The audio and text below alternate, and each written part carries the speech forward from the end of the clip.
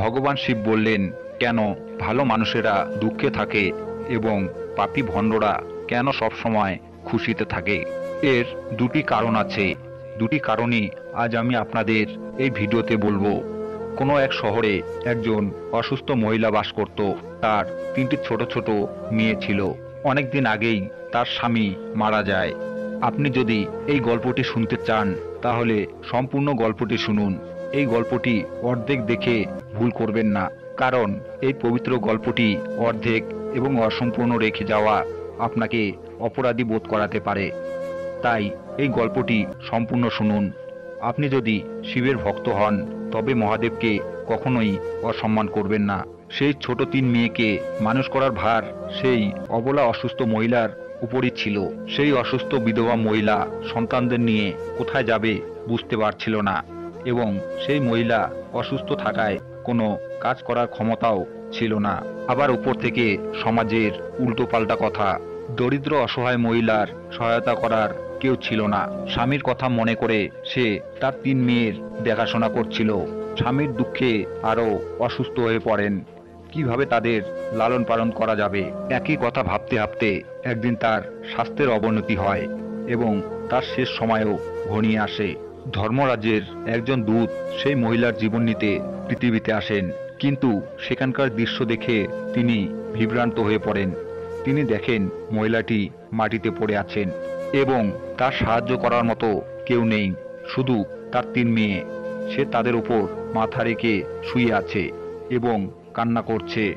এই দৃশ্য দেখে যমদূতের করুণা হলো এবং সেই তিনজন মেয়ে কান্না করতে করতে তাদের মাকে জাগানোর চেষ্টা করছে। তখন দূত ভাবলেন, এই মেয়েগুলোর বাবা আগেই মারা গেছেন। আমি যদি এখন তাদের মার জীবন নেই তাহলে এই মেয়েগুলো কার উপর ভরসা করবে, তাদের দেখাশোনা কে করবে? এই কথা ভেবে দেবদূত সেই মহিলার প্রাণ না নিয়েই ফিরে যান। তখন ধর্মরাজ বলেন, তুমি ওই মহিলার প্রাণ নিতে গিয়েছিলে, তাহলে খালি হাতে ফিরে এলে কেন? তখন দেবদূত বলেন, হে প্রভু, আমার ভুল ক্ষমা করুন। আমি চাইলেও সেই মহিলার প্রাণ আনতে পারিনি। আপনি যদি আমার জায়গায় থাকতেন তাহলে আপনি হয়তো খালি হাতেই ফিরে আসতেন। আমি সেই মহিলার কন্যাদের দুঃখ দেখে তাদের মার জীবন নিয়ে আসতে পারিনি। তারা কান্না করছিল এবং তাদের মাকে জাগানোর চেষ্টা করছিল। সেখানে তাদের দেখার মতো আর কেউ ছিল না। আমি যদি সেই মহিলার প্রাণ নিয়ে আসতাম তাহলে কে সেই মেয়েদের দেখাশোনা করত? পৃথিবীর মানুষ এখন এতটাই স্বার্থপর হয়ে গেছে, বিনা কারণে কেউ কারো পাশে এসে দাঁড়ায় না। যদি কেউ সাহায্য করে তাহলে সে প্রতিদানের আশা করে বা সারা জীবন নিজের অহংকারে তাদের পায়ের নিচে রাখতে চায়। দেবদূত বললেন, ওই মহিলাকে আরো কিছুদিন সময় দেওয়া উচিত, যাতে সে তার মেয়েদের লালন পালন করে বড় করে তুলতে পারে। ধর্মরাজ তাকে ধমক দিয়ে বললেন, আরে মূর্খ, ঈশ্বরের বানানো এই সৃষ্টিতে না কেউ এক মুহূর্তও কমাতে পারে না কেউ বাড়াতে পারে। সময়ের আগে তাকে কেউ জীবন দিতেও পারে না এবং তাকে কেউ অকালে হত্যাও করতে পারে না। ঈশ্বর যা করেন তিনি সবার মঙ্গলের জন্যই করেন। তুমি কে সৃষ্টিকর্তার নিয়ম পরিবর্তন করার? তুমি সেই মহিলাকে না এনে ঈশ্বরের নিয়ম লঙ্ঘন করেছ। তুমি বড় অপরাধ করেছ, তাই তোমাকে এর পরিণতি ভোগ করতেই হবে। যে পৃথিবীর মানুষের জন্য তোমার স্নেহ, মায়া, মমতা আছে, সেই পৃথিবীতেই মানুষ হয়ে তুমি তোমার প্রাণ বহন করবে। তখন দেবদূত বললেন, হে প্রভু, কবে কিভাবে আমি পৃথিবী থেকে রক্ষা পাবো? তখন ধর্মরাজ উত্তরে বললেন, পৃথিবীতে যাওয়ার পর তুমি তোমার মূর্খতা দেখে তিনবার হাসবে, সেই সময় কেবল তুমি উদ্ধার পাবে। এই বলে ধর্মরাজ সেই দেবদূতকে পৃথিবী লোকে পাঠিয়ে দিল। দেবদূত মানুষ হয়ে পৃথিবীতে এলো। তার শরীরে কোনো জামা কাপড় ছিল না। পৃথিবী লোকে একটা নিয়ম, যে একজন মানুষ যখন জন্ম নেয় সে সময় সে উলঙ্গ অবস্থায় জন্ম নেয়। দেবদূত কোনো জন্ম নেয়নি, কিন্তু সে রাস্তার পাশে উলঙ্গ অবস্থাতেই শুয়েছিল। ঠান্ডায় কাঁপছিল। সে সময় সেখান থেকে একজন মুচি যাচ্ছিল। ওই মুচি তার বাচ্চার জন্য শীতের পোশাক কিনতে যাচ্ছিল। রাস্তার ধারে এক উলঙ্গ লোককে ঠান্ডায় কাঁপতে দেখে মুচির করুণা হলো। তিনি তার সন্তানের জন্য কাপড় না কিনে সেই দেবদূতের জন্য কাপড় এবং কম্বল কিনলেন। এবং ওই কাপড় এনে সেই দেবদূতকে দিলেন। দেবদূত বললেন, ভাই, আপনি আমাকে কাপড় দিয়ে অনেক বড় উপকার করেছেন, কিন্তু আমাকে কাপড় দিয়ে তো আপনি আমাকে ঠান্ডা থেকে রক্ষা করলেন, কিন্তু আমার না তো কোনো ঘর আছে, না তো কোনো পরিবার আছে, খাবার কোথায় পাবো তাও জানি না। তখন মুচি বলল, হে ভাই, আমার বাড়ি চলুন, আমি আপনার যাবতীয় খরচ বহন করব। এবং সেই মুচি দেবদূতকে নিয়ে তার বাড়ি পৌঁছে গেলেন। তখন মুচির স্ত্রী দেখলেন তার স্বামী তো বাচ্চাদের জন্য কাপড় আনতে গিয়েছিলেন, তিনি তো জামা কাপড় আনেননি, উল্টো আরেকজনকে বাড়িতে ডেকে এনেছেন। স্ত্রী তার স্বামীর সাথে ঝগড়া শুরু করে এবং তাকে গালিগালাজ করতে থাকে। এই দেখে দেবদূত উচ্চ স্বরে হেসে উঠলেন। মুচি জিজ্ঞেস করলেন, আরে ভাই, হাসছেন কেন? এমন কি দেখলেন যে হাসছেন?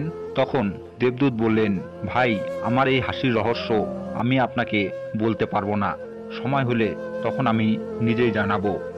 দেবদূত মুচির বাড়িতে থাকতে শুরু করেন এবং কিছু দিনের মধ্যে মুচির সমস্ত কাজ শিখে নেয়। দেবদূতের তৈরি জুতো ও চপ্পল ভালোই বিক্রি হচ্ছিল। কিছু দিনের মধ্যে মুচি ধনী হয়ে গেল। তার তৈরি করা জুতো বহু দূর পর্যন্ত বিখ্যাত হয়েছিল। এমনকি রাজা মহারাজাও তাকে জুতো বানানোর আদেশ দিতেন। যখন থেকে দেবদূত মুচির বাড়িতে এসেছিল তখন থেকেই মুচির ভাগ্য উজ্জ্বল হতে শুরু করেছিল। টাকার কোনো অভাব ছিল না, সবকিছুই ঠিকঠাক চলছিল। এরপর একদিন একটি ঘটনা ঘটল। রাজার এক সৈন্য চামড়া নিয়ে মুচির কাছে এলো এবং বললেন, দেখো, আমাদের রাজা এই চামড়ার জুতো পরতে চান। এই চামড়া খুবই মূল্যবান, তাই এক জোড়া জুতো সঠিকভাবে তৈরি করো এবং এই চামড়া যেন একটু নষ্ট না হয়, এই কথাটা ভালোভাবে মাথায় রেখো। এই চামড়া দিয়ে শুধুমাত্র জুতোই বানাবে, ভুল করেও তা চপ্পল তৈরি করবে না। এই বলে রাজার সেই সৈন্য চামড়া দিয়ে চলে যায়। অন্যদিকে মুচিও দেবদূতকে বুঝিয়ে বলল, দেখো, এটা রাজার কথা, এতে যেন কোনো ভুল না হয়, চামড়াও কম আছে, তাই চামড়া যেন নষ্ট না হয়। জুতোর কথা যদি বলে থাকে তাহলে জুতোই বানাতে হবে। যদি চপ্পল তৈরি করা হয় তাহলে ওই রাজা আমাদের কঠিন থেকে কঠিনতম শাস্তি দিবে। মুচি এত বোঝানোর পরেও দেবদূত সেই চামড়ার চপ্পল তৈরি করলো। চপ্পল দেখে মুচির বুক ফুলে উঠল। মুচি দেবদূতকে বকাবকি করতে লাগলো, এমনকি লাঠি দিয়ে তাকে মারতেও গেল। সে বলল, ওরে মূর্খ, তোকে বারবার বলেছিলাম জুতো বানাতে, তুই কিনা সেই চপ্পল বানালি। এখন রাজা আমাদের ছাড়বে না, তুইও মরবি, আমিও মরব, বাড়ির সকলকে ফাঁসি দেবে রাজা। মুচিকে খুব দুঃখিত দেখে দেবদূত খিলখিল করে হাসতে লাগলো। তখন মুচি বললেন, ওরে মূর্খ, কাজ নষ্ট করে এখন হাসছিস? আরে দেখ, রাজার সৈনিক জুতো নিতে এসে গেছে। সৈন্য এসে বলল, হে মুচি ভাই, গতকাল যে চামড়া দিয়ে গিয়েছিলাম সেটা দিয়ে জুতো বানাবে না, চপ্পল বানিয়ে দেবে, কারণ রাজার মৃত্যু হয়ে গেছে এবং এখানকার প্রথা রয়েছে যে ব্যক্তি মারা যায় তাকে চামড়ার চপ্পল পরিয়ে শেষ যাত্রায় নিয়ে যাওয়া হয়। পরদিন তিন মেয়ে এক বৃদ্ধা মহিলার সাথে মুচির দোকানে এলো। তারা তিনজনই বিয়ে করতে চলেছে এবং তিনজনই জুতোর মাপ দিতে এসেছে। দেবদূত ওই তিনটি মেয়েকে চিনতে পেরেছিল যে এই তিনটি মেয়ে একই মেয়ে, যাদের মাকে না নিয়ে যাওয়ার জন্য দেবদূত আজ মানুষ রূপে পৃথিবীতে এসে শাস্তি পাচ্ছে। এবং এই মেয়েরা এখন অনেক বড় হয়ে গেছে, মনে হচ্ছে তারা ভালো ঘরে বড় হয়েছে। বৃদ্ধা বললেন, হ্যাঁ বাবা, এদের মা ছোটবেলায় চলে গেছে, তাই এদের আমার কাছেই রেখেছি। আমার কোটি টাকার সম্পদ আছে এবং দুর্ভাগ্যবশত আমার কেউ নেই, তাই আমি এই তিন মেয়েকে আমার কাছে রেখেছি। আমি এদের ভালোভাবে যত্ন করে পড়াশোনা করিয়ে বড় করেছি, আর এখন বিয়ে দিতে চলেছি। মেয়েদের ভাগ্য দেখে দেবদূত মনে মনে ভাবে, ভগবান যা কিছুই করেন তিনি সকলের ভালোর জন্যই করেন।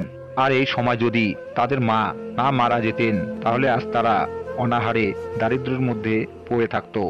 মায়ের মৃত্যুর পর আজ তিন মেয়েই অনেক ধনী পরিবারে পুত্রবধূ হতে চলেছে, আর এই বৃদ্ধার কোটি টাকার মালিকও হয়েছে।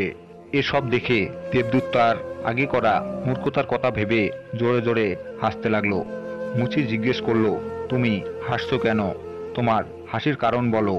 দেবদূত মুচিকে বলেন, আমি একজন দেবদূত, আর এখন ওই যে 3 মেয়ে তার জুতো সাইজ দেওয়ার পরে চলে গেল, আমি তাদের মাকে নিতে এসেছিলাম, কিন্তু সে সময় 3জনই খুব ছোট ছিল এবং তাদের জন্য করোনার কারণে আমি তাদের মাকে নিয়ে যাইনি এবং তাদের বাবা আগেই মারা গিয়েছিল।